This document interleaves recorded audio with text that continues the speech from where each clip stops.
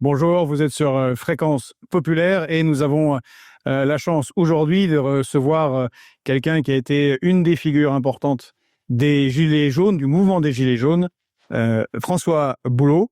Merci de venir sur Fréquence Populaire.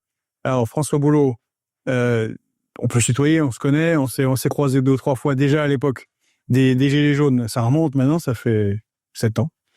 7 ans. Tu as été avocat longtemps. Tu étais une des figures des Gilets jaunes, on l'a dit, à Rouen. Porte-parole, beaucoup dans les médias. Pas seulement à Rouen, mais beaucoup en France, avaient apprécié ta manière de synthétiser, d'expliquer parfois des concepts compliqués de manière simple et de moucher certains qui tentaient d'utiliser le verbe pour embrouiller les gens. Et le peuple dans ses revendications. Et là, tu as arrêté d'être avocat. Tu as abandonné cette profession pour lancer un projet, ce que tu appelles un projet, qui s'appelle Praxis. De quoi s'agit-il ? Il s'agit d'un projet pour essayer de sortir de l'impasse, parce que là, actuellement, on voit bien que la situation institutionnelle, elle est bloquée, qu'on a un pouvoir politique qui n'écoute pas le peuple. Et donc, on se demande bien comment on va faire pour sortir de ce marasme avec une situation de déclin. Bon, bref, je pense qu'on reviendra sur tout ça dans le cadre de l'entretien. En fait, le projet, ça part d'un constat qui est que chacun est prisonnier de son couloir et dans sa dynamique, à sa propre logique. Et notamment, à toute la politique, elle est organisée autour du système électoral, autour des élections. Et donc, du coup, on a des partis politiques dont, la mission est de gagner l'élection. Et donc, l'élection, c'est une compétition. Et donc ça favorise une chose, c'est que ça crée inévitablement des divisions, parce que chaque parti politique a un intérêt à dire « c'est moi le meilleur, c'est moi qui propose les meilleures mesures, et puis tous les autres, c'est des nuls, ou ils vous trompent, enfin, ils vous disent des choses qui ne vont pas dans le bon sens ». Et du coup, le problème, c'est que toute l'attention actuellement dans le débat public, elle est focalisée sur nos désaccords. Ce qui a produit la situation politique actuelle, c'est-à-dire une Assemblée nationale, mais qui est en fait le reflet de la société française, qui est tripartitionnée, c'est-à-dire divisée en 3 blocs, pour l'instant de taille à peu près équivalente, on va dire, même si le bec central est en train de s'effondrer, mais les lots ne se parlent plus. Et en fait, l'idée de Praxis, c'est de dire, mais du coup, on oublie qu'en fait, il y a tout un tas de choses sur lesquelles nous sommes d'accord. Il y a des consensus en fait dans la société, des consensus dans le peuple. Je donne quelques exemples pour essayer de faire en sorte que ce soit concret et parlant. Prendre en compte le vote blanc dans les suffrages exprimés. Alors, ça fait des années que j'entends ça, tout le monde est d'accord. Organiser une vraie transparence sur les dépenses des élus. Dire, on pourrait avoir accès sur le site internet national à toutes les dépenses de chaque élu. Je pense que tout le monde sera d'accord. À la Scandinave. Voilà, interdire, évidemment, aux politiques qui ont été condamnés pour des infractions financières qui portent atteinte à la probité, de se présenter à des élections. Je pense que tout le monde sera d'accord. Renationaliser les autoroutes. Tout le monde est d'accord pour dire que la privatisation de... Je crois que Dominique de Villepin n'est pas d'accord. Oui, voilà, mais à chaque fois, il y aura quelques personnes, des gens très puissants, etc. Voilà. Mais le peuple, lui... Ce que je rappelle, c'est Dominique de Villepin qui est candidat et qui, effectivement, de manière tout à fait étonnante, justifie de très bien de privatiser à pas cher pour refiler le cadeau à mes amis.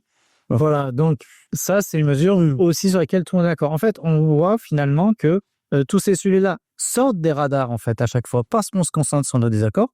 Mais en fait, on a tout ça, donc, ces accords. Le problème, c'est qu'on n'a aucun outil pour les rendre visibles. Et donc, l'idée du projet Praxis, c'est de dire, déjà, on va constituer une plateforme de vote en ligne.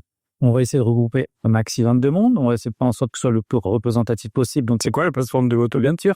La plateforme de vote en ligne, pour l'instant, elle n'existe pas encore. On est en train de la créer parce que là, on a lancé une campagne de financement, justement, pour essayer de financer le projet. Et le projet, c'est une plateforme de vote en ligne pour voter et faire émerger les consensus. Et je précise qu'on considérera comme consensus ce qui atteint au moins 75% de votes favorables. En dessous, on considérera que ça nous divise. Donc, si des sujets nous divisent, ça restera la chose des élections, la chose des partis, on tranchera ça aux élections. Donc ça, on le connaît. Mais pour ce qui nous met d'accord, grâce à la plateforme, on va permettre de faire émerger ces qu'on accorde, de les rendre visibles. Et du coup, on pourra les porter dans le débat public, on pourra les porter auprès des pouvoirs publics, du gouvernement, du Parlement. Et on dira à tous ces gens, écoutez, vous avez du mal à vous mettre d'accord, vous avez du mal maintenant à constituer un gouvernement, vous n'arrêtez pas de vous taper dessus les uns les autres. Nous, là, on a fait le travail et on a dégagé tout un tas de points qui font consensus dans le peuple. Donc, vous passez ça au vote, vous passez ça dans la loi, et une fois que vous aurez fait tout ça, alors on pourra s'écharper, si je sais ce que dire, en tout cas, continuer à débattre sur les sujets qui nous disent. Mais au moins, comme ça, on avance et on arrête de faire du surplace et de voir les pays s'enliser comme c'est le cas actuellement. Et plutôt, ce qui nous divise, on pourra débattre. Ça, ce sera aussi un espace où on pourra discuter. L'idée, en fait, c'est de dépasser, bien sûr, le clivage gauche-droite, comme dans les gilets jaunes, en fait. De dire, en quelque sorte, on s'est tellement clivé là. La société française s'est tellement polarisée sur ses opinions politiques. En fait, je crois qu'on ne doit pas faire maintenant autrement que de faire un reset et de dire, bon, je viens avec mes convictions, je viens avec mes opinions, je peux être abstentionniste, je peux être militant d'un parti ou simplement électeur. Je viens sur la plateforme et je vais discuter, je vais débattre. Et ce qu'on va faire, c'est qu'on va adosser aux plateformes un média, déjà la chaîne YouTube Proxys qui existe. Et l'idée, ça va être d'alimenter la plateforme et le média. Bien un peu créer une synergie entre les deux, parce que très souvent, les initiatives de plateformes de vote qui ont déjà existé dans le passé, mais il n'y avait pas de médias adossés à ça, donc en fait, ça restait des initiatives de niche plutôt. Donc là, avec un média, ça va permettre de faire connaître au fur et à mesure la plateforme et donc de ramener un maximum de monde. Ça, c'est la première chose qui diffère par rapport aux initiatives qui avaient déjà pu être pensées auparavant. La deuxième innovation, c'est que bien souvent, ces projets de plateforme de vote en ligne, ça partait d'une idée un peu simpliste ou un peu magique qui considérait que avec l'intelligence collective, en fait, les gens allaient trouver des solutions collectivement. Moi, je pense qu'il faut que les gens puissent s'exprimer, il faut que les gens puissent débattre, il faut que les gens puissent proposer. Et je pense aussi qu'on a besoin d'expertise. Ce que je veux dire, les sujets d'économie, de fiscalité, de géopolitique, de structure de l'Union européenne, de la monnaie, etc. Tout ça, c'est quand même des sujets, on a besoin de techniciens, on a besoin d'experts. Donc, le Praxis, ce sera aussi en fait de mettre en lien les gens avec les experts pour construire effectivement des solutions. Alors, le but, c'est de trouver des solutions sur tous les grands problèmes du pays, c'est-à-dire l'économie, l'éducation, la démocratie, la souveraineté, l'insécurité, l'immigration, tous les sujets en fait qui posent des problèmes aux gens. On va aller les étudier et réfléchir, débattre sans a priori idéologique, sans parti pris. Et en fait, on ne va pas faire de morale, on va faire du débat rationnel et ça devrait être ça, la démocratie. En fait, donc on va faire une vraie expérience de démocratie et je pense que ça devrait être les prémices d'une éventuelle 6e République. Parce que j'entends aujourd'hui souvent dire, oui, il faudrait passer de 6e République. Oui. Toi, t'es pour la 6e. Moi, je suis pas j'ai pas de totem sur est-ce qu'on a un 5e, est-ce qu'on a un 6e, je m'en fiche de comment on l'appelle. Mais on est tous les deux dans le pâté. Mais moi, je suis pour un renouveau pour qu'on fonctionne différemment. Ça, c'est sûr, parce qu'il y a évidemment un pouvoir qui s'est autonomisé du peuple et qui gouverne sans lui, voire contre lui. Bon, ça, c'est le problème majeur. Maintenant, comment on fait? Eh bien, souvent, on reste au stade de théorie, d'idées un peu conceptuelles, ou du oui, on va faire du tirage au sort, on va faire tout ça. C'est des bonnes idées. Mais en fait, il faudrait en faire l'expérience concrètement. Mais en fait, l'idée de Praxis, c'est on va faire cette expérience-là et en fait, avec les moyens technologiques qu'on a aujourd'hui, on peut faire l'expérience démocratique avec des millions de personnes. Et si ça fonctionne sur Praxis, demain, on pourra dire, du coup, en fait, maintenant, on veut fonctionner comme ça. Et à tir le moins, ça pourra constituer une nouvelle manière de faire de la politique et je dirais au moins de constituer une nouvelle institution, un nouveau pouvoir. Peut-être que dans 20 ans, Praxis aura des millions de personnes et que on sera la force qui représente la voix du peuple directement, sans intermédiaire, où les gens peuvent s'exprimer directement sur la plateforme et on peut aller porter la voix des gens directement auprès des pouvoirs publics. Et peut-être qu'on se dira, mais on sent comment on a fait jusqu'alors pour croire qu'on était en démocratie et pour croire que le vote nous suffisait à exprimer notre opinion, alors qu'il y a quelqu'un, en un temps, on a cet outil-là, on peut voter, s'exprimer directement, et où ensuite on a une sorte des porte-paroles qui peuvent aller porter notre voix, comme au moment des Gilets jaunes, même si c'était pas structuré. Là, l'idée, c'est de structurer tout ça. En fait, le slogan, un peu, c'est ce que les Gilets jaunes ont fait dans l'action, Praxis, je veux le transformer en institution. C'est un peu l'objectif. Donc, on reprend l'esprit des Gilets jaunes, et simplement, on le structure pour en faire quelque chose vraiment de constructif et, je dirais, de pérenne dans le temps. Voilà. Alors, en 2019, dans la foulée du mouvement des Gilets jaunes, pour gagner du temps, pour détourner l'attention aussi, Emmanuel Macron a organisé des grands débats. Je me souviens, tournée de France, une discussion avec des gens choisis, triés sur le volet avec des clips. Bon. Il nous a fait un peu son Castro avec des discours très très longs pour justifier ce qu'il faisait. Et en même temps, il a utilisé une vieille et belle idée, celle des cahiers de doléances, Donc c'est la deuxième fois quand même qu'on fait des cahiers de doléances. La première fois c'était en 1789 au moment des États généraux. Donc, encore une perversion macroniste de quelque chose d'historique, mais pourtant ça a existé. C'est dans les caves des préfectures. Alors est-ce que alors peut-être vous l'avez fait d'ailleurs, je sais pas, l'équipe de Praxis. Est-ce que j'aurais peut-être pu commencer en prenant tout ce qui a déjà été écrit spontanément et de bonne foi par le peuple, de passer tout en revue et de voir qu'est-ce qui émerge déjà et de dire déjà dès ces cahiers que le pouvoir a enterré immédiatement après les avoir mis en place, émerge déjà ça. Alors, en fait, il y a déjà une des synthèses. Alors, il y a déjà eu des synthèses qui ont été faites des cahiers de doléances, mais il y avait eu aussi une autre initiative qui avait été celle du vrai débat, avec une plateforme en ligne où il y avait tout un tas de gens qui avaient participé, qui a donné lieu aussi à tout un tas de propositions. Simplement, c'est justement tout l'intérêt de l'exercice, mais aussi sa limite. C'est-à-dire que si on voit le vrai débat, il y a 60 propositions à peu près qui avaient été dégagées, mais en fait, vous avez des propositions. Alors, certaines peuvent être très techniques, d'autres sont des vœux pieux. Vous en avez, c'est le casier vierge pour les élus. Bon, il faudrait aller plus loin parce qu'en fait, il faudrait que ce soit plus précis quand même. Il faut limiter aux infractions financières qui portent atteinte à la probité. Enfin, le but, ce serait d'aller plus loin quand même. Puis parfois, il y en a, c'est des vœux pieux avec lesquels on est tous d'accord. C'est-à-dire faire en sorte qu'il n'y ait plus d'insécurité dans le pays. Ah oui, ça, personne n'est pour l'insécurité. Donc, c'est la limite de l'exercice. C'est qu'en fait, les gens, je pense qu'ils ont besoin d'exprimer justement leurs besoins. Eux, ils savent dire, moi, j'ai tel problème, il faut me le résoudre, et moi, ce que je voudrais, c'est que ce soit comme ça. Voilà, ma situation, concrètement, ce soit comme ça. Ça, c'est essentiel que les gens puissent poser ça, le dire, et qu'on les entende. Et après, dès lors qu'on passe aux solutions, c'est là où on a besoin d'experts. C'est là où on a besoin d'expertise, c'est là où on a besoin de technique, parce que sur chaque sujet, il faut voir comment on peut faire à une échelle nationale, par la loi, à une échelle macro, comment on peut résoudre ce problème-là. Donc, c'est là qu'on a besoin de discussion et d'expertise. Voilà. Donc, les cahiers de doléances, c'était un peu, pour Macron, le moyen de dire « Ah ben oui, je vais écouter les gens. » Bon, en fait, les gens, ils ont mis « sur les taux sévères. » On a mis ça à la poubelle. Il n'avait jamais eu aucune intention d'écouter les gens. En fait, c'est ce qui lui a permis à l'époque de mener, sans le dire, la campagne pour les élections européennes. Comme ça, il portait son camp et il avait comme ça des espaces de parole où il parlait toute la journée. Effectivement, à l'époque, je disais, moi, je propose maintenant, au point où on en est, on installe des haut-parleurs à chaque coin de rue et puis on entend la bonne parole vous êtes prêchée toute la journée. Et bon, voilà, c'était ça.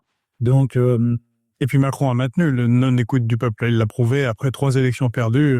Oui, bien sûr. Mais ça, les Gilets jaunes, au moins, ils avaient le mérite de l'avoir compris dès 2018, quoi. Ils avaient bien compris qu'on avait affaire à un personnage là qui était extrêmement autoritaire. Je veux dire, quand il a expliqué qu'on ne pouvait pas parler de violence policière dans un état de drogue, c'était inacceptable, alors que, justement, il y avait déjà eu des dizaines de mutilés et des bornés dans le mouvement, c'était une provocation insupportable. Quand il dit, quelques temps plus tard, à Salamé, il n'y a pas eu de séquelles irréparables, alors qu'il y a des gens qui ont été bornés et mutilés, il sait très bien ce qu'il fait, il sait très bien ce qu'il dit, il sait très bien ce qui s'est passé. Donc, non, on a vraiment un personnage qui est assez... et qui est autoritaire, mais qui est même assez pervers, quoi. Vraiment. Il y a eu tout un tas de fois où on peut vraiment s'interroger sur sa psychologie. Maintenant, il n'est que Macron, c'est ça qui est important à comprendre, c'est que il n'est que l'incarnation d'un pouvoir, je dirais, des élites qui entend le conserver, qui entend le mener pour ses propres intérêts, et peu importe si le peuple souffre, voilà. Et je veux dire, l'exemple de la réforme des retraites, c'est typique. C'est que c'est vraiment une mesure presque d'humiliation des citoyens français. C'est-à-dire que pour faire payer leur échec économique, parce que c'est quand même ça le sujet, c'est que les élites françaises, depuis 40 ans, ont mené une politique qui était ni fait ni à faire et qui ont conduit à des industrialisations massives, qui ont conduit au fait qu'on n'a plus de croissance, qui ont conduit au chômage de masse, qui ont conduit en fait au désastre. Et maintenant, leur seule solution, entre guillemets, parce que c'est pas des solutions, c'est de gérer la catastrophe, c'est de gérer le déclin. Et donc, ils font des coupes budgétaires dans les services publics, dans la protection sociale, ils cassent le code du travail, etc., etc. Et je veux dire, faire la réforme des retraites où on augmente l'âge légal de départ à la retraite, où on sait que par définition, cette mesure-là, elle va être extrêmement injuste pour toutes les personnes qui n'ont pas fait d'études, qui sont entrées tôt sur le marché du travail Et donc, c'est des gens qui ont exercé des métiers difficiles généralement, c'est eux qui vont être touchés par cette mesure. Mais je pense qu'en fait, il y a vraiment une dimension psychologique de se venger quelque part. Ils sont en échec, ils savent au fond d'eux, malgré l'histoire qu'il faut se raconter, qu'ils sont en échec, et ils ont envie d'humilier les gens en dessous parce que c'est le petit pouvoir qui me pose. J'aurais un désaccord avec toi sur l'échec de ces gens-là. Alors, je te dis, ce n'est que le représentant. Ce n'est que le représentant, mais le représentant d'une classe sociale, parce que c'est le terme, qui, au contraire, a très bien réussi. Il me semble qu'en 1995-96, les 500 fortunes ont une fortune cumulée de 80 milliards, qui est à peu près 6% du PIB de l'époque. Et maintenant, la fortune cumulée est de 1300, 1400 milliards, c'est-à-dire 40-42% du PIB.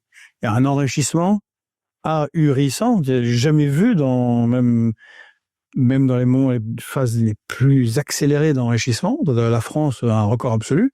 Je crois que on avait vu, c'est quasiment plus 500% en 10 ans. Donc, sur dans 8 années de Macron. Donc, d'abord, il a bien travaillé, pour ses amis, le pognon de dingue, pognon de dingue x3, x5. Si on a une analyse de classe, ma foi, cette classe a gagné et en plus applique, parce que tu dis, ils essayent de se rattraper en cassant les salaires publics, en réduisant, en augmentant les revenus.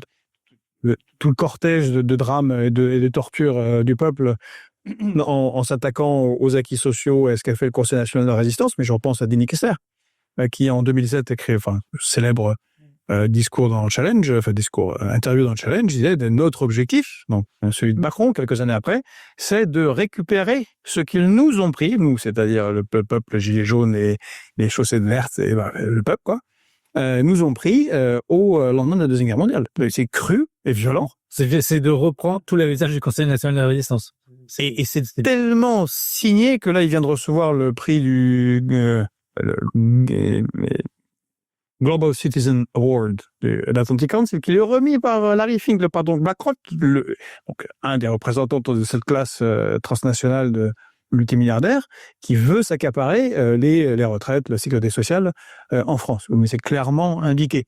Donc, t'as bien fait de me corriger. Ils réussissent, ces gens-là. Alors, très bien. T'as bien fait de me corriger. En fait, ça dépend sur le plan sur lequel on se place. C'est-à-dire que... De quel point on observe? Ouais. C'est-à-dire que, bien sûr, du point de vue des intérêts des plus riches, la politique qui a été menée depuis ces dernières années... Job's done, comme dirait Monchalin. Ouais, ça c'est clair, le travail est fait, il est plus que bien fait. Les cadeaux fiscaux que Macron a donnés aux plus riches a permis un envol de leur rémunération et de leur patrimoine.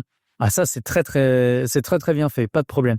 Mais je me situe du point de vue de leur discours et même de leurs croyances. C'est-à-dire, je parle là des politiques, non pas des plus riches, mais des politiques. Je pense qu'il y en a... Les plus abrutis des valets de la caste. Exactement. C'est-à-dire, eux pensent, un certain nombre d'entre eux, que c'est la théorie du ruissellement, que il faut donner des cadeaux, etc., pour que l'économie française marche. Je pense vraiment qu'il y a des idiots utiles du système qui pensent que ça servirait l'économie du pays. Alors qu'effectivement, pendant que la caste s'enrichit, le pays, lui, est en train de décliner. Et évidemment, c'est qui paie l'admission, c'est les vendeurs bas, et même les vendeurs bas, en fait, c'est la classe moyenne. C'est-à-dire que c'est, j'ai envie, la société française pour une très large partie d'entre elles. Et même ça commence à vendre la classe moyenne supérieure. Et ça commence à vendre la classe moyenne supérieure. Exactement. Réalité qui est plutôt masquée. Dans les chiffres de l'INSEE, là-dessus, on a un énorme problème au niveau de l'évaluation de l'indice du niveau de vie. J'ajouterais à ça qu'évidemment, après, on a toute cette classe-là qui est apatride et qui l'a toujours été en réalité. C'est-à-dire qu'ils n'ont pas d'affect national, ils n'ont pas de sentiment d'attachement à la nation. Enfin, c'est ce que le général de Gaulle disait déjà à l'époque à Perfit, où pendant la Seconde Guerre mondiale, on a bien vu comment la bourgeoisie a collaboré. Et il le dit aussi quand il revient au pouvoir. En fait, il constate que la bourgeoisie ne sait pas investir, ne sait pas faire des plans à long terme et ne sait pas défendre l'intérêt national. Et que donc, c'est pour ça qu'il a le recours à la planification de l'État, parce qu'il n'y avait que l'État qui pouvait prendre en charge des investissements de long terme qui pouvaient enrichir et profiter à la nation. Et en fait, on a vécu d'ailleurs, là, pendant toutes ces années, en grande partie sur l'héritage que le général de Gaulle nous avait laissé. Il disait une classe sociale abattardie et apatride, alors que c'est le populo qui a la fibre Exactement. Eh oui. Bah, de toute façon, je veux dire, les événements historiques, quand ils sont dramatiques, les crises révèlent toujours la vérité. Et donc, forcément, Charles de Gaulle, il avait vu la Seconde Guerre mondiale, qui avait participé à la résistance et puis qui s'en était tenu très éloigné et avait collaboré. Et puisqu'on parle un peu de classe sociale, juste comme ça, le choix du terme praxis, il vient d'où? Parce que pour moi, en ancien petit expert de Karl Marx, pour moi, la praxis, c'est la transformation de l'action, enfin de la théorie en action. Voilà, c'est marxiste. Est-ce qu'il y a un lien ou est-ce que c'était une autre interprétation? Oui. Alors, la référence à Marx, elle évolue au départ. Il n'y a pas que Marx, il y a Aristote aussi. Après, je ne vais pas rentrer dans les discussions et définitions conceptuelles du concept, voilà. Mais disons que l'idée que j'avais retenue et qui me plaisait dans le terme praxiste, au-delà du fait que c'est un nom qui se retenait à quel point le lien est du point de vue, je veux dire, quand on fait elle aussi, voilà. Eh oui, c'est ça, c'est pratique. Mais c'est que vraiment, c'est l'idée, on va essayer de penser le monde, de penser les idées pour avoir une action concrète sur le monde, sur la réalité, pour transformer le monde, pour changer les choses concrètement. Et ça, je veux dire, c'est ce qui me caractérise profondément dans mon action, dans mes intentions. Car j'ai jamais été un intellectuel, d'ailleurs j'en suis pas un. Moi, j'ai une formation d'avocat, j'ai pas une formation d'intello. Il n'y a aucun problème d'être intellectuel. Pas du tout. Non, mais c'est juste que moi, c'est pas mon... Jaurès, par exemple, était lui absolument un intellectuel, extrêmement brillant. Oui, mais ce que j'ai vivant dans les quartiers bourgeois, mais c'est servant le peuple, donc ça n'empêche l'un n'empêche pas l'autre. Voilà, mais parce qu'en fait, on peut se servir des idées pour les mettre au service de l'action. Il y a des gens qui, je veux dire, sont pour les idées simplement. Et c'est pas un mal. On a besoin aussi de ces gens-là, hein, parce que, je veux dire, ils apportent des choses à la réflexion, au débat, à la discussion. Voilà, ils font aussi avancer les choses. Mais moi, ce qui m'intéresse, c'est toujours de comment les idées peuvent servir l'action. C'est ce qu'on m'intéresse, c'est toujours de produire des effets dans la réalité. Et donc, avec les Gilets jaunes, c'était ça. Et avec Praxis, quand on a créé la chaîne YouTube il y a 4 ans, c'était déjà ça. C'était comment on va passer par l'intellect, essayer de comprendre le fonctionnement de l'économie, la fiscalité, les structures de l'Union européenne, la monnaie, le libre-échange, etc., les médias, la démocratie, enfin bref, comment on utilise tous ces concepts et toutes ces idées pour avoir une grille de lecture, pour comprendre le réel et du coup pouvoir agir dessus. C'est ça qui a motivé le choix du terme praxis. Et puis, les gens ont toujours eu des bons retours, ils retenaient le nom très facilement. Donc, voilà. La question s'est posée de savoir, là, avec le projet, est-ce qu'on changeait de nom ou pas? Mais en fait, tout le monde disait non, vraiment, praxis, c'est bien. Donc, on regarde. Alors, tu parles de transformer la pensée, la réflexion en action. C'est peut-être ça qui a pêché avec les Gilets jaunes. Comment? Parce que les Gilets jaunes a été un mouvement formidable, spontané, non organisé par Mélenchon, ni par Marine Le Pen, ni même par Poutine, ce qui est quand même incroyable. Faudrait enquêter quand même, on sait jamais. Que c'est quand même, c'est peut-être des Russes quand même, là aussi déjà. Donc, un mouvement spontané venant du peuple, auto-organisé, découvrant par lui-même des moyens d'action originaux. Et puis, il y a eu toutes ces assemblées. Donc, il y a eu issu d'une des assemblées donc à Rouen. Des discussions formidables, d'ailleurs, qui aboutissent entre autres à ces cahiers de doléances, parce qu'il y a et c'est extrêmement intéressant en fait, c'est très riche. Et puis rien. Et puis rien parce que les Gilets jaunes tout en réclamant plus de démocratie, donc c'était le RIC, hein, le retour au peuple pour que le peuple décide, sont allés de Caraïbes dans ce qu'il a, donc pas de représentants, pas de chef, on veut pas quelqu'un qui va nous trahir. Si un représentant nous trahit, d'ailleurs, il y a beaucoup, dès que quelqu'un apparaissait un peu trop à la télé, peut-être c'était arrivé, je me souviens plus, oh là là, c'est un danger, il veut prendre le pouvoir, des trucs, des options un peu impraticables on va tous les jours en assemblée gérer le pays, ce qui a produit des propositions absolument loufoques d'avoir des centaines d'assemblées qui se réunissent dans des supra-assemblées, puis à la fin dans une autre assemblée, ils redescendent. On passe sa journée à faire ça. Comment dépasser ce blocage qui est venu des Gilets jaunes eux-mêmes par une telle peur justement du politique? Ouais. Comment on solutionne ça? Je dois y réfléchir. Je pense qu'il y a deux choses. La première, c'est qu'effectivement, le mouvement, il était incroyable parce que déjà, il a rassemblé au-delà du clivage gauche-droite et que du coup, il y avait une espèce d'intelligence organique dans le mouvement à travers les réseaux sociaux, mais aussi, en fait, il y avait une espèce de truc. Il disait vraiment, fallait être dedans pour le voir. Il y avait la bonne idée, mais c'est comme si tout le monde avait la bonne idée au même moment. Et donc, du coup, elle devenait contagieuse. Et donc, spontanément, le mouvement allait toujours s'orienter de manière cohérente sans qu'effectivement il y ait de gens pour impulser ou diriger ce mouvement-là. Bon. Mais forcément, tout ça se basait sur une force extraordinaire, une énergie extrêmement puissante, qui venait, à mon avis, de ce que, dans les premiers jours, c'était très clair. Hein. Les gens se sont dit, mais bon sang, en fait, on est nombreux là, à avoir vécu l'humiliation depuis des années, et on était tout seul dans notre coin.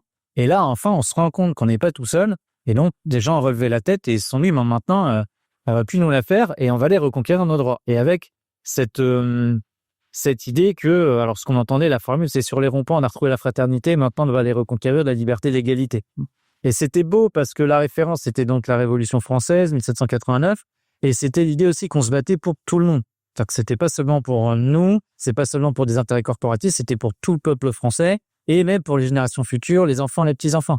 Donc il y avait vraiment quelque chose, c'est ça, je crois, l'une des caractéristiques fondamentales qui ont fait de ce mouvement-là quelque chose d'historique et d'inédit, en fait, dans l'histoire des mouvements sociaux en France. Et qui est radié dans le monde. Hein.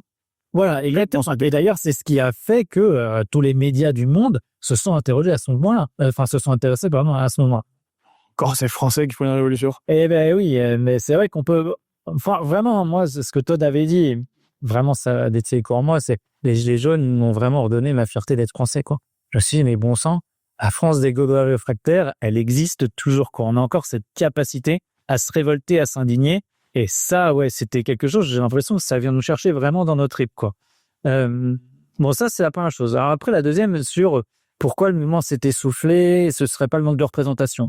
Donc, quand même, déjà insisté sur la répression policière, judiciaire, qui s'est abattue sur le mouvement, genre les violences en manifestation, les amendes, les condamnations en justice, les gardes à vue, etc., etc. Il y a quand même des gens qui ont consenti un nombre de sacrifices financiers, physiques, etc., psychologiques.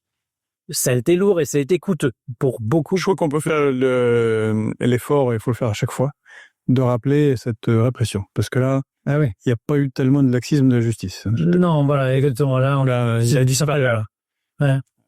Y compris très clairement de magistrats de gauche, hein, ou officiellement de gauche dans d'autres situations, puisqu'on a eu quand même 12 000 arrestations. Ouais. Il n'était pas à 3 000 comparutions immédiates. Ouais. Puis bon, c'est les échelles, mais les chiffres exacts. Et puis plus d'1 millier de peines de prison pour des gens qui avaient, pour la plupart, pour un casier judiciaire parce qu'ils avaient, faut pas. Ouais. Pour moi, le chiffre le plus grand, c'est qu'il y a 30 routiliers. Il y a 30 personnes qui ont perdu son vie. Ça a marqué. Et il y a aussi tous ceux qui, le gars qui est plombier à Roubaix et puis il se retrouve en tôle pendant 3 mois. Oui, mais là, il perd son boulot, sa boîte, sa femme. Oui, mais la maison des cœurs. C'est une amputation aussi, sociale, horrible. Alors, il n'a pas perdu son œil, mais... Non, mais totalement. Mais ce que je veux, c'est que les mutilés, eux, il n'y en a pas un seul qui a été condamné pénalement. Pas un seul. C'est-à-dire qu'on a mutilé des innocents. C'est-à-dire qu'on pourrait, parce que ça n'aurait pas justifié, hein, je veux dire, la personne aurait commis une infraction pénale, ça justifiait pas la mutilation. Mais ce que les choses, c'est que là, en plus, c'est même pas des délinquants, parce que comme on a essayé de faire passer les gilets jaunes pour des séditieux, des factieux, on se souvient des formules de Castaner, non, là, c'est des innocents qu'on a mutilés. Donc voilà, ça évidemment, le mouvement aurait dû s'essouffler bien plus vite, en fait, aurait dû se terminer plus vite. En fait, il y a eu un courage, une détermination, une abnégation des gens, parce que le mouvement a quand même duré des mois et des mois. Ça veut dire face à la répression. Il y a 2 ou 3 fois, ils ont eu chocotte quand même. Hein. Et en plus, tout le monde s'était peur au pouvoir. Hein. De l'hélicoptère à l'Élysée, là, c'est pas un mythe. Hein. Ça existait et ils ont eu très peur, effectivement. Alors maintenant, j'en reviens à la question de la représentation. En fait, moi, je crois pas que les gens étaient contre les représentants. Et j'en ai été, je pense, une des preuves.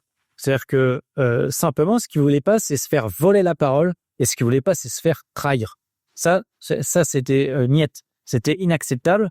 Et évidemment, ils voulaient pas ça parce que comme ils se font trahir par les politiques depuis des années, ils étaient très prudents à qui ils confient leur parole. Mais à moi, par exemple, ils m'ont désigné. sur 3 ronds-points à Rouen, après m'avoir entendu, après m'avoir écouté, et ils se sont dit, bon, bah ouais, lui, il représente plutôt bien ce qu'on a envie de porter comme message. Et ensuite, ça suffisait pas. C'est-à-dire qu'ils m'ont désigné, mais moi, je leur avais dit, hein. De toute façon, je n'ai pas besoin de leur dire, c'est ce qui se serait passé de toute façon. Au jour où j'aurais commencé à dire des choses qui n'allaient pas dans leur sens, qui ne correspondaient pas à ce qu'ils avaient en tête, mais ils m'auraient lynché, et ils m'auraient dit, non, mais tu ne représentes plus. Et en fait, c'est ça qui s'est passé au moment des Gilets jaunes. Donc, en quelque sorte, tu t'es retrouvé tribun du peuple. Oui, j'en ai été l'un des porte-parole, l'un des représentants, mais comme d'autres. C'est-à-dire qu'il y a eu Éric Drouet, il y a eu Maxime Nicole, il y a eu Jérôme Rodriguez, il y a eu Christian Ludowski. Enfin, le mouvement, en fait, c'est choisi des porte-paroles. Il l'a fait comment, en fait? J'ai mis du temps avant de comprendre, j'ai compris a posteriori ça. En fait, les médias ont choisi de manière totalement arbitraire des gens pour passer dans les médias. Donc, on a vu tout un tas de gens qui parlaient au nom des Gilets jaunes, dont une bonne partie était issue du mouvement, hein, mais qui s'exprimait plus ou moins bien, qui représentait plus ou moins bien les aspirations des gens. Et en fait, les Gilets jaunes, après, ils ont trié. Et en fait, ils ont dit, lui oui, lui non, lui oui, elle oui, elle non, etc. Et en fait, sur les réseaux sociaux, quelque part, les gens ont un peu voté indirectement. Donc, en décidant de relayer la parole des uns plutôt que celle d'autres personnes, et finalement, le choix s'est fait comme ça. Donc, il y a eu un partage un peu entre les médias et les gens à ce moment-là, et un contrôle. C'est-à-dire qu'il y a eu des personnes qui, au départ, ont été soutenues parce qu'elles exprimaient bien des revendications, et puis à un moment donné, les gens ont senti que ces personnes-là tiraient la couverture à eux, ne représentaient plus tout à fait le mouvement, commençaient à poursuivre des intérêts personnels. Et en fait, les Gilets jaunes, ils étaient très lucides sur ça, ils se sont pas beaucoup trompés. Et du coup, ils ont décidé, dans ces cas-là, ces personnes-là ne les représentaient plus. Donc, c'était très fluide et il y avait un contrôle permanent, en fait. Voilà. Et je pense que, du coup, c'était ça un peu la leçon, en fait, des Gilets jaunes. C'est pas que les gens ne voulaient pas de représentants. Oui, il y a eu des initiatives d'assemblées très horizontales, etc. Mais ça représentait pas la majorité du mouvement. C'était un petit courant du mouvement parmi l'ensemble du mouvement, qui avait sa légitimité aussi, hein, qui avait sa raison d'être, il n'y a pas de problème. Mais pour moi, la majorité du mouvement, elle voulait des représentants. La preuve, on est capable de dire quelles ont été les personnes qui portaient la parole du mouvement. Simplement, les gens voulaient exercer un contrôle. En fait, je crois que c'est ça aujourd'hui qui est l'un des gros problèmes sur les hommes politiques, c'est que les gens ont l'impression qu'on leur demande leur avis une fois tous les 5 ans sur des gens qu'ils n'ont pas choisis. Hein, c'est le choix arbitraire des médias où on leur impose des candidats. T'es bien placé pour le savoir, parce que dire que quand on prend des partis politiques qui sont, on va dire, sans te faire offense, mais des petits partis parce qu'ils sont pas très connus, oui, pourquoi ils sont pas très connus? Parce qu'ils sont jamais invités dans les médias. Donc forcément, quand on n'est jamais invité dans les médias, on n'a pas de visibilité, donc on peut pas avoir de soutien des gens, et donc on peut pas se présenter aux grosses élections nationales. En fait, c'est les médias qui décident de qui peut être candidat aux grandes élections nationales, et forcément, quand on se retrouve avec un choix contraint, on s'étonne, il y a personne qui me convainc. Ah oui, c'est parce que le choix, il a été filtré en amont, en fait, par des médias qui servent les intérêts dont on a dit tout à l'heure des plus riches, puisque c'est eux qui détiennent les médias. Donc voilà pourquoi on se retrouve avec un choix et si problématique dans les élections politiques, les grandes élections. Et voilà pourquoi, une fois élus, ils n'écoutent pas les gens. Et le problème, c'est qu'institutionnellement, on n'a aucun pouvoir pour essayer de peser sur ces gens-là. Parce que le seul pouvoir qu'on aurait, en principe, c'est les manifestations. On a bien vu, soit on fait des manifestations sous l'égide des syndicats, donc c'est des petites manifestations bien organisées avec un peu Comme des grosses, hein. structurées, mais même si c'est des grosses manifestations, ça fait ta peur au pouvoir. On va de Bastille à Nation, et puis voilà, la manifestation se disperse, il n'y a pas de quoi. Soit c'est les Gilets jaunes, et là, on a vu ce que ça donnait, c'est-à-dire que même en étant très nombreux, très déterminés, très puissants, etc., oui, on a fait peur au pouvoir, mais au prix de quel sacrifice et pour quel résultat au final? C'est-à-dire, oui, on est les seuls, et les Gilets jaunes sont les seuls à avoir fait reculer le pouvoir, c'est-à-dire que Macron, il a quand même dû donner 17 milliards, hein, il a donné 17 milliards à personne d'autre. Hein. Mais à quel prix fait-il au milliardaire? Mais oui, bien sûr, film beaucoup plus sûr. Voilà, mais à part au milliardaire, sinon il n'a pas donné d'argent. Mais voilà, encore une fois, à quel prix? Et donc forcément, c'est quelque chose qu'on ne peut pas renouveler tous les 6 mois. Donc on aurait besoin d'une corde de rappel, en fait, sur les politiques. Donc ça peut être le référendum révocatoire, par exemple, mais ça pourrait être aussi praxis. C'est-à-dire l'idée d'un mouvement qui repose sur une plateforme où les gens s'expriment et où en fait on peut aller porter la parole des gens directement et dire aux politiques, hop, ça suffit là, ça on fait pas, on veut pas de ça, etc., etc. C'est vrai que la dernière, là, sur notre site fpop.media, qui est un portail numérique, je viens de faire une recension sur Peter Watkins, qui vient de mourir, le réalisateur.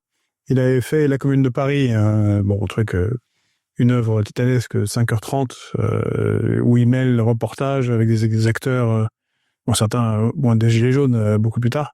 En les filmant comme s'il y avait une caméra qui faisait un reportage télé, les gens faisaient écho à novembre-décembre 95, qui a été un mouvement plus classique, plus syndicat. C'est le dernier qui a obtenu un gain de cause massif, puisque la réforme des retraites, à l'époque posée par le Premier ministre Alain Juppé, avait été repoussée par ce qui a été le dernier grand mouvement, il me semble. Il y a eu le CPE en 2005. Oui, le CPE, mais je parlais de plus anecdotique. Oui, vraiment, c'est les syndicats. C'était les syndicats, c'est les retraites.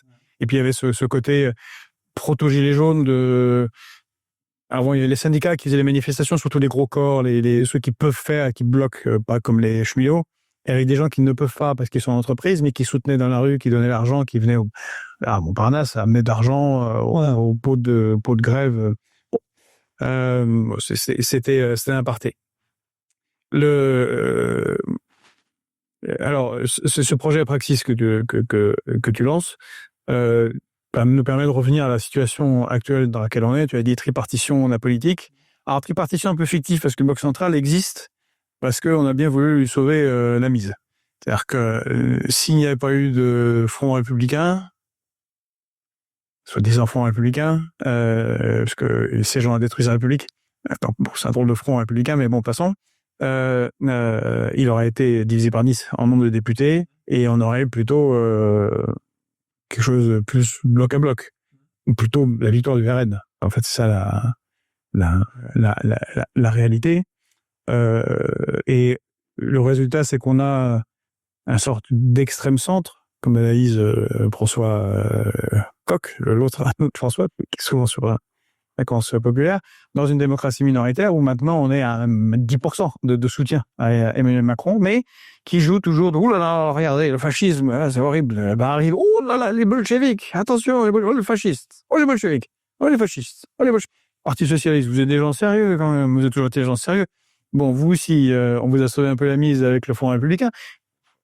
On est des gens sérieux, on va se mettre de la table, on va trouver un accord sur un budget qui apparemment est un des budgets les pires antisociaux qu'on puisse imaginer. Donc le Parti socialiste s'associe à ça. Donc il n'y aura pas de dissolution. Et visiblement, il a décidé de continuer jusqu'au bout, donc à gouverner sur Emmanuel Macron sans aucune majorité, sans aucune légitimité contre le peuple. Est-ce que tu penses, comme certains, que les conditions sont créées pour une nouvelle explosion de type gilet jaune, l'explosion sociale, ou est-ce que les conditions sont réunies pour satelliser maintenant définitivement le Rassemblement national? Parce que là, il n'y aura plus de Front républicain. La raison est tellement grossière que moi, je pense que beaucoup du peuple, beaucoup de ceux aussi qui ont été gilets jaunes, votent Anne. Moi, je penche plutôt pour la deuxième option. Je pense que le plus probable, c'est ça. Je pense que là, on le voit d'ailleurs à travers les sondages, le Rassemblement national caracole en tête. Et moi, je pense que justement, les gens ont vu ce que c'était les gilets jaunes. Donc, l'énergie, le coût, les sacrifices. Donc, en gros, là-dessus, direct. Maintenant, ils se disent, foutu pour foutu, on va essayer le Rassemblement national. Je pense qu'il y a beaucoup de gens qui pensent comme ça. Et je veux dire, c'est compréhensible, entre guillemets, parce que Macron, effectivement, nie totalement la démocratie. Je veux dire, en se maintenant au pouvoir, alors qu'il est extrêmement minoritaire, il faut quand même rappeler que c'est totalement contraire à l'esprit de la Constitution et jamais le général de Gaulle n'aurait imaginé qu'avec de tels pouvoirs donnés au président de la République dans le cadre de la Ve République, un président puisse présider sans avoir l'assentiment majoritaire du peuple. Enfin, pour lui, ça aurait été strictement... Oui, mais il était honorable, comme monsieur. Oui, voilà, c'est ça. Lui, il avait de l'honneur, effectivement, et de la dignité, et un tempérament démocratique, du coup. Correspondant du sous-général qui était admirateur de Jeanne d'Arc, des rois de France et compagnie. Et voilà. Mais bon. Donc ça, c'est la première chose. La deuxième, c'est que ce qu'il faut rappeler quand même, c'est que donc Macron a perdu les élections législatives en 2024 et que s'il a pu là, et s'il peut encore se maintenir en place en désignant en gros des gouvernements qui sont à sa main, que ce soit Barnier, Bayrou ou Le Cornus, et tout ça, c'est des gens qui mènent la politique macroniste grosso modo, c'est quand même grâce à la trahison du Parti socialiste et dans un premier temps aussi du Rassemblement national. C'est-à-dire qu'il faut quand même rappeler que si le Parti socialiste et le Rassemblement national, avec les autres partis politiques d'opposition, avaient systématiquement censuré tout gouvernement désigné par Macron, aucun gouvernement ne pouvait se former et ils poussaient Macron à la démission. Parce qu'il n'y avait pas d'autre solution. C'est beaucoup socialistes. C'est pas si porte très bien leur nom. Et surtout, si le PS et le Rassemblement national l'avaient fait juste après l'élection de la nouvelle Assemblée, Macron était bloqué. Parce que il ne pouvait pas dissoudre l'Assemblée pendant un délai d'1 an. Il n'y avait plus de gouvernement qui pouvait être formé parce qu'il se serait soumis à la censure à chaque fois, exposé à la censure. Et donc, Macron aurait été obligé de démissionner.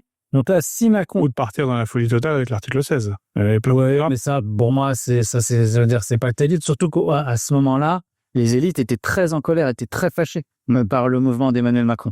Donc, c'était le moment, en fait, de le pousser à la démission. Bon, le PS a trahi, le RN aussi a trahi. Mais aujourd'hui, ils sont prêts à voter la censure parce que, notamment, Marine Le Pen ayant été déclarée inéligible, ils auraient une stratégie pour essayer d'arriver au pouvoir, au gouvernement, pour essayer de saisir ensuite le Conseil constitutionnel. Bon, bref, en gros, c'est parce que maintenant, dans la stratégie, ils étaient essayés de rendre à nouveau Marine Le Pen éligible. C'est pour ça qu'ils ont changé leur fusil d'épaule. Mais je veux dire, pendant tout un temps, là, s'il y a eu Bayrou et Barnier qui Bayrou, c'est parce que et le Rassemblement national et le Parti socialiste n'ont pas censuré. Donc, ils ont trahi leurs électeurs en ne respectant pas le mandat que les électeurs leur ont donné, c'est-à-dire être un parti politique d'opposition à l'Assemblée nationale. Et quand on est un parti politique d'opposition, on s'oppose. Et donc, quand on a le pouvoir de voter de censure, on vote la censure. Bon. Alors ça, c'est au moins caracole en tête, il te dit. Mais néanmoins, mais oui, caracole en tête, parce que, en fait, les gens se disent, de toute façon, c'est le parti qui a été diabolisé pendant des années.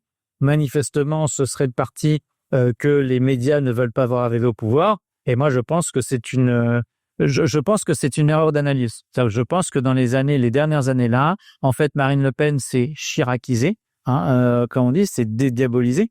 Et donc, elle a renoncé en fait à tout un tas de mesures sociales. Des mesures comme la suppression de l'impôt sur le revenu pour les personnes de moins de 30 ans. Bon, ça, c'est supprimé. Sortir du marché européen de l'électricité, il me semble que ça a été supprimé aussi. Surtout, en fait, toute vraie politique de rupture avec l'Union européenne a été abandonnée. Il n'est plus question de sortir de l'euro. Il n'est plus question de sortir du marché unique européen. Il n'est plus question de donner des aides d'État directement aux entreprises et donc de contrevenir à l'interdiction des aides qui est causée par l'Union européenne. Enfin, bon, moi, je vois plus bien la différence entre le parti de Macron, les Républicains et le Rassemblement national. Parce que... il me semble qu'il y a un conflit au sein du Rassemblement national entre une ligne plus populiste sociale, Marine Le Pen, et clairement Bardella qui l'emmène totalement sur la ligne que tu décris. Et d'ailleurs, c'est l'union des droites. Et c'est plutôt là où on va. Oui, sauf que même... Que ce Bardella est très content de ce qui se passe et qu'il se verrait bien candidat, parce que s'il n'y a pas de dissolution... Oui, bien sûr. A priori, Marine Le Pen est bloquée pour pas être paniste. Oui, c'est ça. Oui, ce serait lui. On aura à nouveau un gars qui n'a jamais travaillé, Voilà. Maintenant, qui pourra le pouvoir. Même si c'était... donc ça, c'est la ligne, on va dire, libérale autoritaire. C'est-à-dire libéral économiquement, donc inégalité. En gros, la même politique qu'Emmanuel Macron. Voilà. La même politique qu'Emmanuel Macron sur le plan économique et on y rajoute l'autoritarisme. Bon, très bien. Mais Marine Le Pen, je veux dire, même si elle a peut-être, elle, des intentions plus sociales, plus en faveur du peuple, dès l'instant qu'on reste dans les structures économiques de l'Union européenne, l'euro et le marché unique, on peut pas faire une politique économique alternative. Donc, c'est pas sérieux. Si on verrait tout ça, ça a été analysé par Jacques Satir, par Emmanuel Code. On voit des gens se sur ici, Donc, je suis en train d'inventer la roue. Je ne pas le diable. Voilà. Évidemment, tout ça est une farce. Et c'est même une farce pour le nouveau Front populaire. Mais il y a tous les économistes, David Kayla, par exemple, qui est passé ici, Sapir ou d'autres. Nous, on a eu le programme.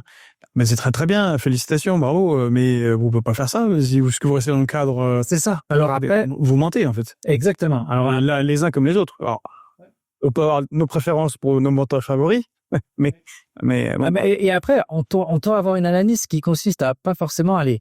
Ne tapons pas sur les partis politiques pour un instant, et faisons simplement, mettons-nous à la place de ces partis politiques. En fait, il y a une telle propagande dans les médias qui pose une interdiction absolue de critiquer l'Union européenne, que si on veut justement pouvoir passer dans les médias pour avoir des chances de se présenter aux élections et ne pas faire de la figuration, Et là, il faut renoncer effectivement à un petit discours véritablement critique sur l'Union européenne. Et c'est pas non plus longtemps. Voilà, il y a quelques partis politiques qui soutiennent effectivement des idées de critique radicale. Le plus radical étant, typiquement évidemment, François Asselineau avec le Brexit. Alors on voit bien, il a été totalement censuré dans les médias. On voit bien que ton parti politique aussi, qui est critique de l'Union européenne, est censuré dans les médias. En fait, on voit bien que tous ceux qui prônent une alternative à l'Union européenne, en tout cas aux structures de l'Union européenne, ne peuvent pas passer dans les médias. Donc finalement, si le Rassemblement national et si la France insoumise ou le nouveau Front populaire, bon, c'est le tant qui existe encore, peuvent être aussi hauts dans les scores électoraux, c'est parce qu'ils ont adouci par la force des choses leur discours sur l'Union européenne, le Rassemblement national en abandonnant purement et simplement son discours critique. Pour la France insoumise, c'est un peu plus obscur, c'est-à-dire qu'on n'a pas emmené sur une désobéissance aux règles, mais bon, en fait, c'est un sujet qui a quand même été un peu mis sur le côté, et je pense qu'on a estimé que c'était pas très vendeur sur le plan électoral. Alors, tout ça pose un problème, c'est qu'à supposer même que l'un ou l'autre de ces partis, nous prenons la France insoumise par exemple, arrive au pouvoir, on peut se dire, imaginons, ils ont le projet caché, en fait, de vraiment désobéir, ou même carrément de sortir, mais ils l'ont pas dit. Ah oui, le problème, c'est que le fait de pas l'avoir dit, c'est que vous n'avez pas de mandat. Et comme sortir des structures de l'Union européenne, ça va demander du temps. Ça va demander un rapport de force et un bras de fer. Il va falloir retrousser les manches et montrer les points fermes et être solide pour pouvoir mener un rapport de force avec la Commission européenne, les marchés financiers, etc. Il faudrait un très grand soutien, en fait, dans la population à ce pouvoir politique en place. Si vous n'avez pas dit les choses, si vous n'avez pas convaincu les gens qu'il va falloir passer par cette étape qui va être douloureuse, en fait, vous vous condamnez à l'impuissance et donc vous vous coucherez. Quand bien même vous aviez des intentions au départ de mener le rapport de force, vous n'aurez pas les moyens parce que vous n'aurez pas les gens derrière vous. Et c'est un peu, je veux dire, dans la même logique que mener le rapport de force contre le capital, contre les grandes puissances d'argent. S'il n'y a pas un soutien massif dans la population, en une semaine et 15 jours, c'est coucouche panier à la miche. Et on fait bien comprendre que non, vous allez continuer comme on a toujours fait. Vous n'allez pas remettre en cause des cadeaux fiscaux, vous n'allez pas remettre en cause des aides publiques aux entreprises, aux très grandes entreprises. Vous n'allez pas faire du protectionnisme, vous n'allez pas maintenant faire une politique qui sert les intérêts des 99% et non plus des 0,001% les plus riches. Bon, voilà, donc c'est toujours le problème des stratégies qui sont utilisées en disant oui, mais on fait comme ça parce que de toute façon, sinon on passe pas dans les médias. Et oui, c'est vrai, mais d'un autre côté, du coup, vous consacrez votre impuissance si tant est que demain vous arrivez au pouvoir. Et comment on a le bloc central qui s'effondre en fait, qui est effondré en réalité et qui est là un peu comme une baudruche gonflée à un niveau qui n'est pas celui qui correspond. À la réalité, comme on a en fait, un Rassemblement national qui est très largement en fait dans une logique d'union des droites qui a très bien montré plus grand chose de social, qui a en fait fait du macronisme en étant conservateur sur la question sociétale, puis peut-être un peu plus autoritaire, quoique il a déjà été quand même bien autoritaire, le garçon, et qu'on a une gauche qui est perdue dans c'est bien de défendre les immigrés, enfin bon, ça peut être l'alpha et l'oméga de la Palestine ou être contre les centrales nucléaires. On a eu complètement de la désindustrialisation la plus totale, on a une sorte de je sais pas, qui tourne sur le même. Est-ce qu'on n'a pas l'ouverture pour une force, pour quelque chose de nouveau, une nouvelle force politique qui s'engage dès le début à défendre la souveraineté, c'est-à-dire la souveraineté du peuple, parce qu'en gros, c'est ça, le projet praxis. C'est comme tous ceux qui souhaitent... La question n'est pas de combattre l'Union européenne pour l'Union européenne, mais de détester l'Europe, parce que on est européen, puis on est attaché, donc ça n'a pas de sens. Mais c'est d'être... de respecter l'article 3 de la Constitution, c'est la souveraineté appartient à la nation, et qui s'exprime au travers du peuple, par la voix de ses représentants, ou par référendum. Pour référendum, c'est votant que... Bon. Oui, on n'a pas bien voté au dernier référendum. Donc, tout il faut éviter. Voilà. Et on n'est pas les seuls, les Européens en général, les peuples, ils votent pas très bien. C'est ça. Donc, pour quel exercice? L'idée de pratique, c'est d'essayer de prendre le bon chemin compte tenu de toutes les contraintes qu'il y a. Donc, premier chemin, on pose qu'on ne va pas aux élections. Pourquoi on pose cette première pierre? C'est parce que on constate qu'il y a une confiance qui est brisée, que les gens sont désabusés. Mais il faut. Le problème, c'est que c'est toujours les autres qui vont décider pour toi. Le premier chemin, c'est de rebâtir la confiance. Donc, de retrouver un espace de discussion, de confiance, pour pouvoir justement convaincre sur les idées. Et donc, pour ça, la première pierre qu'on pose, c'est on construit une initiative qui va ne pas de discuter, de nous rassembler au-delà du clivage traditionnel. Et pour ça, on va pas aux élections. Alors évidemment, du coup, ça va prendre un peu de temps. Mais c'est le bon chemin. Ensuite, on essaye, je dirais, de construire sur la durée parce que les gens, aujourd'hui, peuvent se permettre le luxe encore de se tenir éloignés de la politique parce que ça va encore assez bien. Donc, ils peuvent se permettre le luxe de dire, tiens, on n'a jamais essayé le Rassemblement national, on va voir. Bon, moi, je pense que malheureusement, c'est quand même probable qu'on n'échappe pas à un moment donné au fait que le Rassemblement national exerce le pouvoir. Les gens vont bien voir que ça va rien changer. Ça va pas s'améliorer. Voilà, je pense que je peux le dire de manière assez confiante. Si c'est la voie prise par ce qu'ils votent actuellement à l'Assemblée européenne, bon, c'est la messe est dite. Hein. Voilà, la messe est dite. Donc, les gens vont voir que ça ne va pas s'arranger. Ça veut dire que le pays va continuer à décliner, donc que les conditions de vie vont continuer à se dégrader. Le rejet du politique va être encore plus fort. Et le rejet du politique va être encore plus fort. C'est quand même, comme tu as dit, un petit espoir encore avec le RN. Comme il n'est pas là, il a toujours été brancardé. En fait, je crois qu'on va devoir tuer toutes les alternatives ou les fausses alternatives, les espérances, les illusions qu'on a. En fait, c'est humain. Hein. Les gens, ils se disent, je vais au moins coûteux. C'est-à-dire que, tiens, on n'a pas essayé ça, bon, ça me coûte très cher. Je mets un vote une fois dans l'urne, et puis, on va voir ce que ça va donner. Quand on aura épuisé tous ces recours-là, petit à petit, je pense qu'effectivement, d'un projet qui sera construit en parallèle du système électoral, qui aura rebâti de la confiance, qui aura rebâti de la discussion, qui aura posé tout un tas de diagnostics. Je pense que le temps servira, à faire émerger la vérité et on se dira, mais en fait, eux, depuis le début, ils ont toujours dit, mais ils ont toujours avancé, de manière collective et ils ont toujours posé des bons diagnostics. Et en tout cas, ils ont avancé, de manière honnête et constructive. Et à ce moment-là, il y aura l'espace effectivement pour un renouveau. Et à ce moment-là, il y aura l'espace pour des nouveaux partis politiques qui pourront prôner des idées véritablement alternatives et en faveur du peuple. Voilà. Mais en fait, ce sera une fenêtre à un moment donné que les circonstances historiques vont ouvrir. Mais pour moi, cette fenêtre-là, elle n'est pas ouverte encore. Je pense qu'on est dans un moment où on est sur des dynamiques de déclin. Il n'y a pas de fenêtre pour l'instant ouverte qui permettent d'espérer une alternative. Et donc, il faut faire le travail de fond. Et le travail de fond, c'est que la société là se polarise. On n'arrive plus à discuter et qu'à un moment donné, en fait, il va bien falloir qu'on arrive à se rassembler et à se mettre d'accord pour renverser la dynamique actuelle. Parce que le Rassemblement national, encore une fois, ne va pas renverser la dynamique actuelle. Et la dynamique actuelle, c'est je fais une politique au service des plus riches. Fondamentalement, l'un des enjeux qui se posent au XXIe siècle, mais il s'était déjà posé par le passé, mais aujourd'hui encore plus, c'est qui a le pouvoir? Est-ce que c'est les démocraties ou est-ce que c'est les oligarchies qui ont le pouvoir? Alors c'est très difficile de répondre à ces questions. Hein. Ouais. En fait, évidemment, mais là, on voit bien de quel côté le pouvoir bascule, le rapport de force a basculé. Et il a basculé parce que, notamment, dans le cadre de la mondialisation, avec les progrès technologiques et le mouvement historique qui a vu notamment l'URSS s'effondrer, donc l'absence d'alternative au système capitaliste, les plus riches ont pu effectivement imposer des structures qui servaient leurs intérêts, créer les conditions de pouvoir faire du dumping social et fiscal entre les États pour aller dans les pays qui ont les fiscalités les plus avantageuses pour mettre leurs sièges sociaux, installer les usines dans les pays qui payent le moins les salariés et qui ont des systèmes de protection sociale pas forcément très généreux.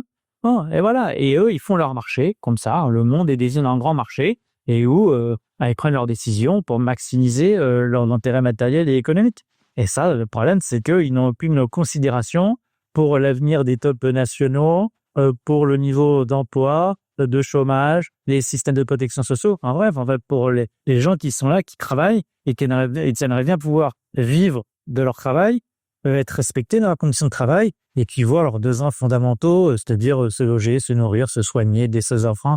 Bon, voilà, et qu'il y ait tous ces besoins-là, tout ça peut être garanti et assuré. C'est l'enjeu qui est posé, c'est démocratie contre oligarchie. Ça va être la bataille des années à venir. Et je pense que pour l'instant, la fête d'opportunité électorale, elle n'est pas ouverte. Pour mener ce combat-là, je pense que les milliardaires sont trop forts, sont trop puissants. En France, on le voit bien. Ils se sont dit, ça va être tous les médias Et voilà, maintenant, ils détiennent des maisons d'édition. Enfin, on va dire, la toile, c'est tellement étendu que on voit bien que c'est compliqué de passer. Donc, je pense qu'il vaut mieux être sur un temps où on se dit que la priorité, c'est pas d'aller chercher le pouvoir. La priorité, là, c'est de dire la vérité aux gens. Et la vérité paiera à travers le temps, parce que tous les gens qui vont se succéder au pouvoir là, ils sont obligés d'agir par le mensonge pour accéder au pouvoir. Donc, en mentant, vers l'exercice du pouvoir démontrera leurs mensonges et leurs échecs. Et à un moment donné, peut-être, hein, parce qu'ils sont un peu idéalistes, hein, j'ai dit qu'à la fin, la justice va être ce qu'elle m'a fait.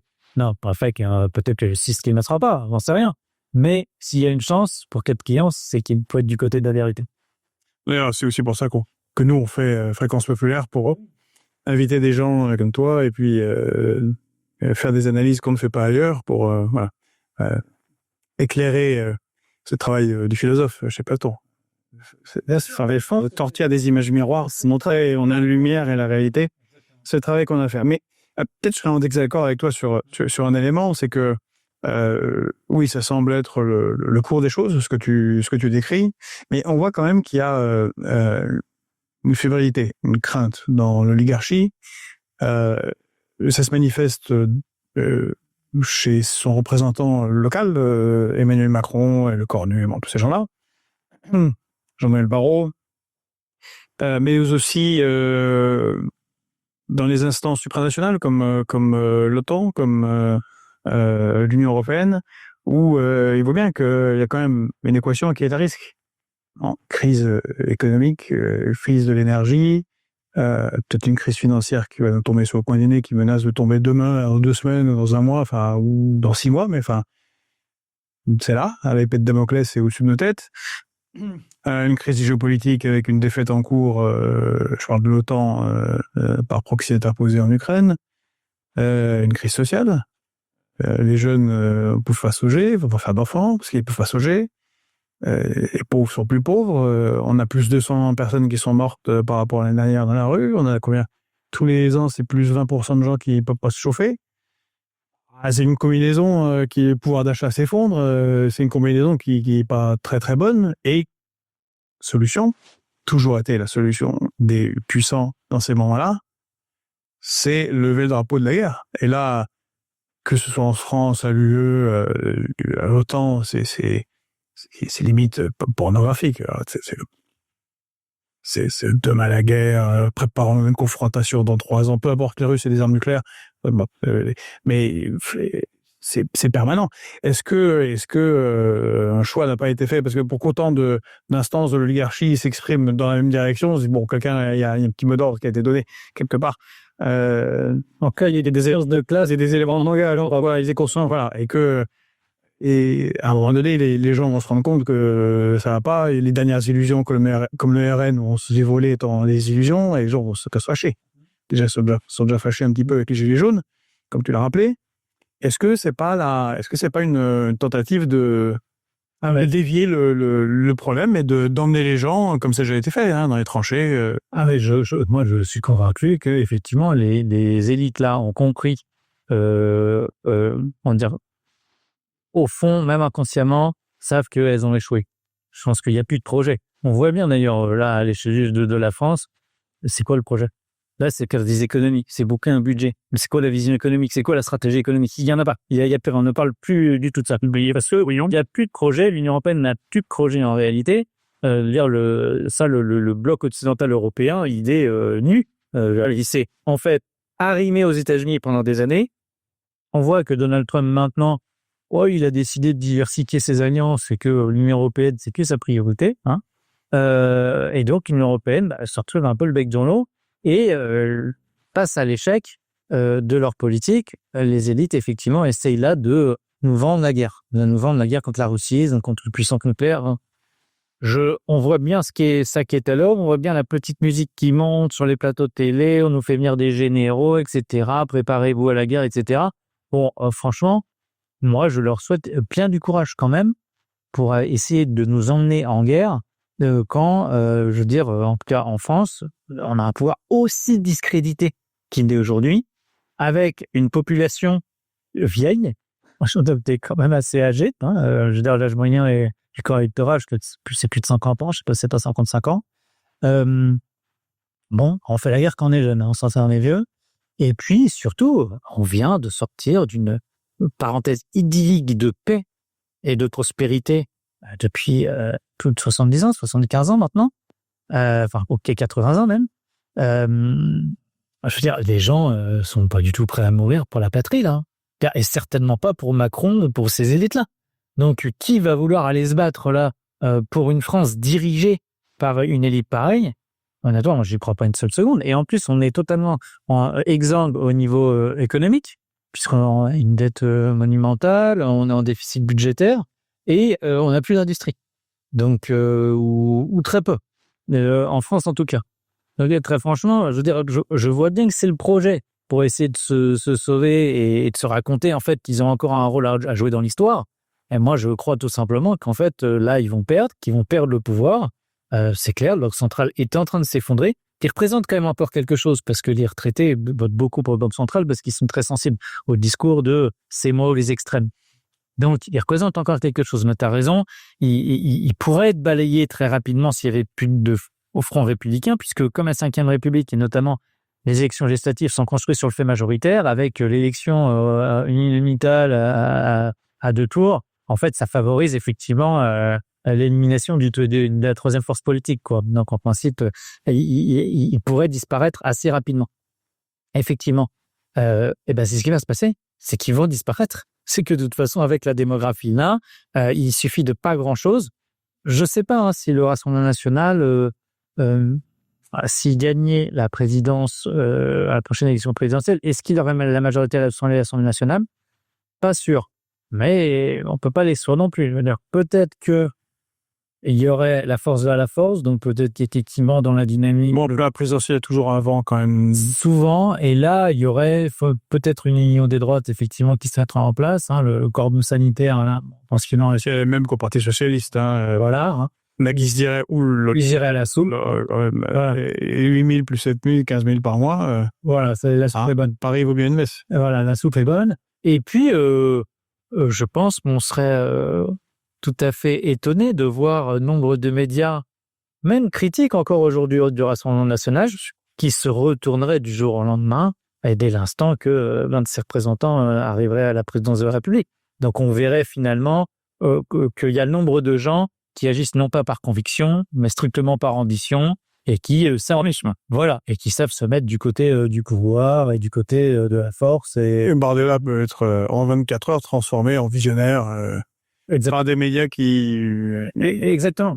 Et donc je pense que on pourrait bien voir ça. Et à ce moment-là, oui, on aurait peut-être dire si demain le Rassemblement national était vraiment soutenu cette possible par plus de médias que simplement la galaxie Bolloré, il pourrait avoir la majorité absolue de l'Assemblée nationale.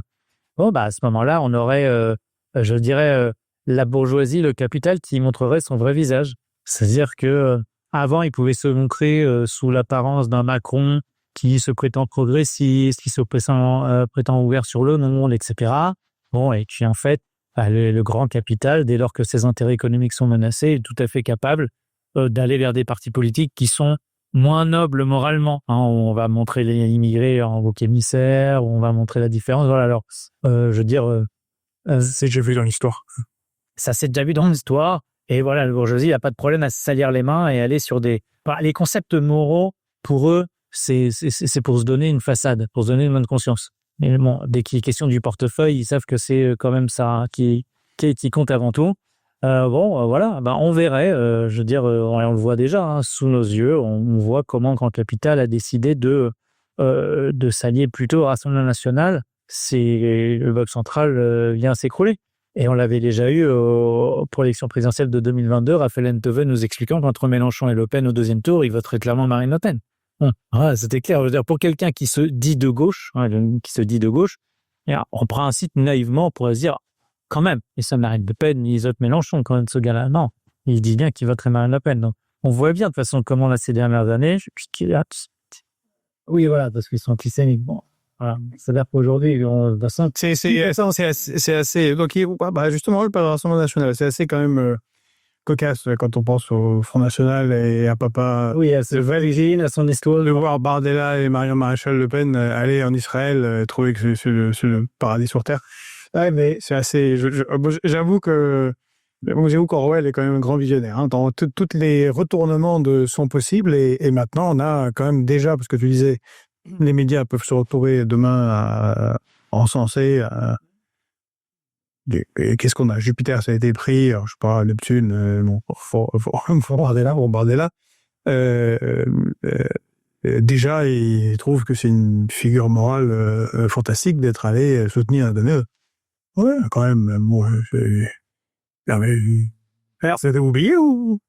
Je trouve que l'exemple justement C'est là le ministre de la Défense en Belgique, Theo Franken. On travaille sur son cas et il est fantastique. Il veut raser Moscou, mais il est ministre alors que donc il défend les valeurs de l'Europe, tout ça, c'est très bien. Mais il a organisé des rassemblements en l'honneur du parti VNV, c'est un nom bizarre flamand, qui était le parti collaborationniste, les Jacques Doriot locaux pendant la Deuxième Guerre mondiale. Alors là, on est, c'est même plus caché, c'est ça. Mais bon, c'est effectivement possible. L'exemple de ce qui se passe à Gaza, en Palestine, et je veux dire le génocide ou au moins l'expulsion claire. Mais ethniquement, on doit revendiquer par Ben Gvir. Exactement. Et les prises de position sur la scène politique française, elles sont extrêmement révélatrices. De ceux qui agissent encore avec des idéaux et des convictions, et on peut penser ce qu'on veut de la France insoumise.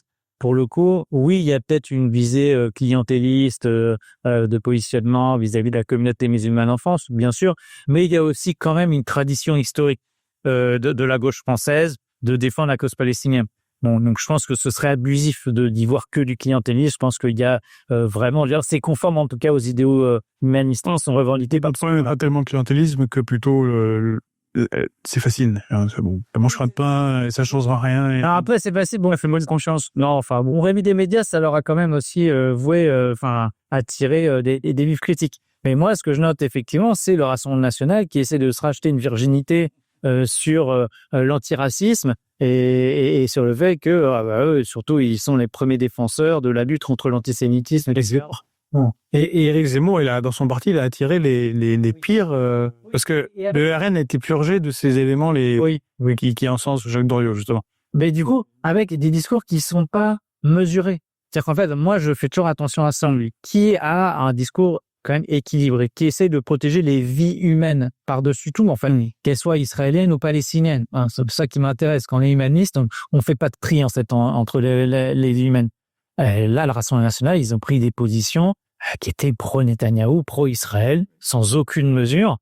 Bon, moi, j'ai pas envie de donner ma confiance à des gens comme ça, qui sont pas équilibrés, qui manifestement prennent des postures, se positionnent pour avoir le soutien de tel ou tel, mais qui en fait n'agissent pas par conviction et par idéaux. Donc pour moi, ce qui s'est passé, au-delà évidemment du génocide atroce et des images épouvantables qu'on a vues, ce qui s'est passé sur les prises de position sur la scène politique française par rapport à ce qu'on fait, ce qui se passe là-bas, c'est assez révélateur, je trouve. Et ça me donne une très mauvaise opinion, oui, du Rassemblement national. Et révélateur d'incompétence à diriger. Parce que, imaginons que Bardella ou le RN, importe, gagnent les élections, prennent le pouvoir. Le briefing du Quai d'Orsay va être compliqué. D'abord, concernant la diplomatie arabe, vos voyages font que ça peut être compliqué. Et comme il faut beaucoup de pétrole et que vous êtes coupé du pétrole russe, ça va pas être dur, les amis. Alors, comment on en fait à tout le monde? Parce que tout le monde se revendique du général de Gaulle, on veut dire, du Rassemblement national, au centre, à gauche. Voilà, Macron. Tout le monde se revendique du général de Gaulle et de son héritage. J'invite tout le monde à réécouter son discours après la guerre des 6 jours. Il est très clair, le général de Gaulle à ce moment-là, et il condamne très clairement l'invasion d'Israël. Enfin, voilà, il n'y a pas d'ambiguïté. Il y a une très belle lettre à monsieur sérieux, pour le coup, en Israël, qui était Ben Gurion, parce qu'il a écrit une lettre qui parle de la conférence de 67. Ouais, c'est ça. Mais il avait aussi écrit une lettre à ce moment-là à Ben Gurion. Bon, c'est clair, c'est ça qu'il faut faire, en fait. Et oui. Et bon. Donc voilà, les usurpations à chaque fois sur l'héritage historique du général de Gaulle sont légion. Et voilà, moi j'ai été assez choqué. Et encore une fois, ça, c'est une pierre de plus qui m'indique que le Rassemblement national n'est pas un parti à qui j'ai envie de faire confiance. Hein, à mon avis, il faut être extrêmement méfiant. Et voilà, je vois bien que c'est un parti un parti girouette, qui a pris des positions et des postures ces dernières années et qui ont radicalement changé, que ce soit vis-à-vis d'Israël, que ce soit vis-à-vis de l'Union européenne. Et tout ça me fait dire que les gens seront déçus, voilà, parce qu'on se dirige vraisemblablement vers une arrivée au pouvoir à un moment ou à un autre de ce camp politique-là. Et je pense que les gens seront désillusionnés assez rapidement parce qu'ils verront finalement que ça change rien. Même ça change rien. Bon, en tout cas, tu étais là pour nous parler, pas que du RN, parce que si on en est arrivé là, est-ce que c'est peut-être l'aboutissement de l'effondrement démocratique et politique en France, mais pour nous parler de Praxis. Donc, vous trouverez sous la vidéo, mais aussi dans les commentaires, le lien pour aller sur le site, également le lien pour la chaîne. Elle se termine le 17 novembre, donc voilà, on a encore, on n'est plus très loin de l'objectif, mais on a encore besoin d'aide et de soutien. Donc, si les gens sont convaincus par le projet, vraiment, qu'ils nous soutiennent. Moi, je pense encore une fois que c'est le seul bon choix dans la période. Il faut foncer les choses à la base et presque tout reprendre depuis le début, mais en essayant d'agglomérer les bonnes idées d'où elles viennent. Enfin, que moi, comme je l'ai dit là à l'instant, la Rassemblement national, j'ai pas confiance. Je suis pas convaincu par ce qu'ils racontent. Mais peut-être qu'ils ont quelques bonnes idées, peut-être qu'il y a des gens qui aujourd'hui leur font confiance, et venez quand même, on va en discuter. Ah oui, ce qui compte, c'est les idées. Ouais. Et voilà, ce qui compte, c'est les idées, les solutions. Non. Et monter avançons sans parti, sans idéologique, et avec mettons un principe simple au cœur de notre démarche, c'est qu'on peut se tromper. On peut se remettre en question, toujours. Et je crois vraiment que ça peut faire une énorme différence, parce qu'aujourd'hui, on demande à tout le monde d'avoir la vérité révélée, d'être sûr, d'avoir des certitudes. On peut se tromper. Hein. Moi, le premier, j'ai voté oui en 2005, moi, côté constitutionnel européen. C'est mon premier vote. Et oui, j'avais 19 ans. Alors, c'était mon premier vote. J'avais le vote de mon livre de sociologie, de mon conditionnement familial. Voilà. Et puis après, j'ai travaillé, je me suis politisé un peu plus sérieusement. Et je me suis rendu compte que j'avais fait erreur. Voilà. Je pense qu'en fait, on devrait tous cheminer de cette manière-là, parce que il n'y a que comme ça qu'on va réussir à dépasser nos désaccords et à sortir le pays du marasme dans lequel il est empêtré depuis maintenant bien trop longtemps. Merci François Boulot. Merci d'avoir suivi cette interview jusque-là. Si ça n'a pas encore été fait, n'oubliez pas de liker, ainsi que de vous abonner, et puis d'aller voir donc la page de Praxis, ainsi que la chaîne média qui est accolée. Encore une fois, je précise que tu n'es pas en concurrence, en fait, parce que vous aurez noté que les médias néolibéraux, les think tanks néolibéraux, les journaux néolibéraux, les gazettes, les brochures, les chaînes YouTube sont pléthores, bien plus nombreux que nous, ils se nourrissent les uns les autres. En fait, on ne se concurrence pas, ce sont des approches différentes pour montrer une autre réalité.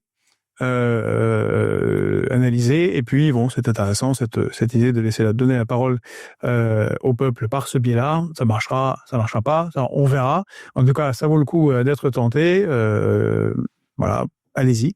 Nous, on vous donne rendez-vous très bientôt. Et il est possible que on vous fasse une surprise à nouveau depuis la Grèce.